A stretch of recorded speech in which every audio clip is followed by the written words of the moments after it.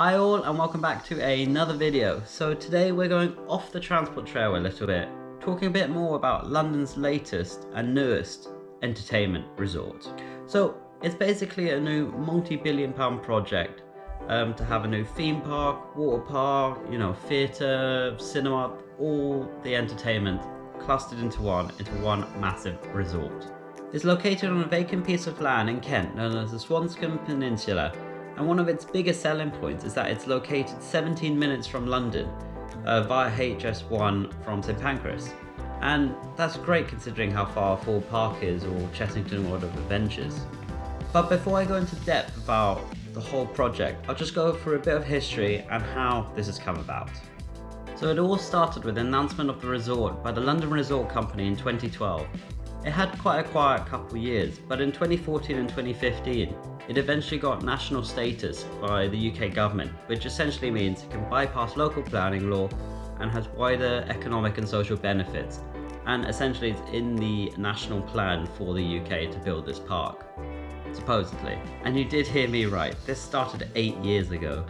And then from there was also a new partnership with the BBC. So you might actually start getting some rides and seeing characters like Doctor Who or Top Gear even. Maybe even do some racing with a stick. There were also some agreements with Arnhem Animation, who are the people that made Wallace and Gromit, as well as the British Film Institute. So there were quite a few collaborations between different film organisations. So you can see where this Disneyland idea came about. But it all went downhill from there. In mid-2015, the London Resort Company basically started announcing a series of delays. They started changing their planning applications, and it went relatively quiet for a couple of years. And the next big news happened in 2017, where the company announced a variety of changes, many good and bad. So the first big thing was that new management was brought on board.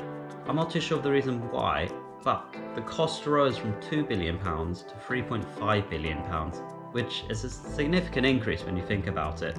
There was also a push from the marketing team, and this is where the whole UK Disneyland came into effect, and it's actually where I heard about the project was around 2017. But it also brought more bad news, where Paramount Pictures officially dropped out of the partnership with the London Resort Company. So it looked like the project had finally hit rock bottom. Paramount Pictures had left, the cost has risen to £3.5 billion, and the new timeline meant that the new project wasn't even getting open till 2023 at the earliest at this point. But was there any good news? Well, the company officially announced that they were changing their name to the London Resort, removing Paramount from the equation since, they'd left the project. But in 2018, they announced what was actually going into the park. So they divided the section into two main gates, is what they're calling it. And essentially, the first gate would be a theme park, which is sort of split into 6 different themed lands. So this is where, the BBC can have their 6 different zones. Sci-fi for Doctor Who, you can have your racing sector for Top Gear. I don't know how they're going to do it.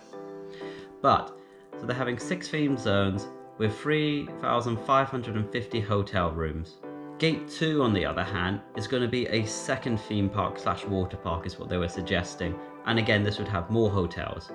And also when they announced this, they said that the opening date is now 2024, so it's been pushed back by 4 years. 2019 was a big year for the London Resort, where ITV Studios decided to hop on board the train. So you might start getting shows like I'm a Celebrity. That is ITV, right?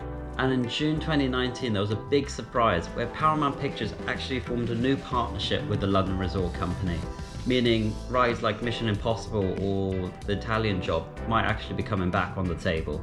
So now you had Paramount, the BBC and ITV all on board. Also, a deal was formed with EDF Energy in October according to their Twitter page. So it looks like it will be a sustainable park as well, hopefully. And that brings us on to 2020, where they've officially announced a scoping report. So let's dig into it and see what we can find. So the scoping report basically digs into the main concerns, the opportunities, what's on the site now, what they're planning to build. So it's basically like a baseline conditions report. So it's quite in depth. So the first thing I find out is that the site's actually expanded from 300 acres to 500, which suggests that, where's all this extra land going to? So it's the first bit in Kent seems to be taking over a section of the A2, which suggests that they're doing some upgrades to it to allow, a direct access to the theme park. The other bit of land seems to actually be in Essex. One section is literally a roundabout, which again I think they're doing some infrastructure works. And the second one is basically going to be designated as a car park, a few facilities and a ferry service which takes you from Essex to the theme park in Kent.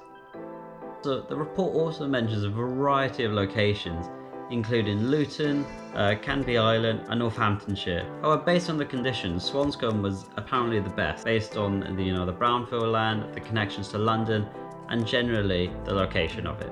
But the main takeaways from the project are actually listed here in this section. So the first one is saying that the project's going to have 4 hotels providing family, upmarket, luxury and themed accommodation, which is where this 3,550 rooms come from. So apparently one of the hotels is going to be designated in the leisure core, whilst the other hotel will be incorporated in a water park, which I think spans a variety of different areas in the park. There's also going to be a new convention centre along with an esports sort of building, and this is where they'll have video game and computer game events, and this is pretty big. It's about 2/5 the size of the XL Centre, which is enormous if you've ever been. They're also planning a people mover, which I imagine is going to be from Ebbsfleet International Station all the way down to the resort, as well as a stupid amount of parking. So they're expecting to have parking spaces for 10,000 plus cars. And on top of all this, the great connections are improving, with river services heading directly to London, which is something they might actually implement. And that's all I know for now, really. Hopefully they'll announce a concept master plan in the next couple of months, and that's essentially a more refined sort of detailing of the options that they want to do, the costings and land uses, that sort of stuff. And that's when it's going to get interesting. Anyway, until then, thanks for watching. Don't forget to subscribe, and I'll see you next time.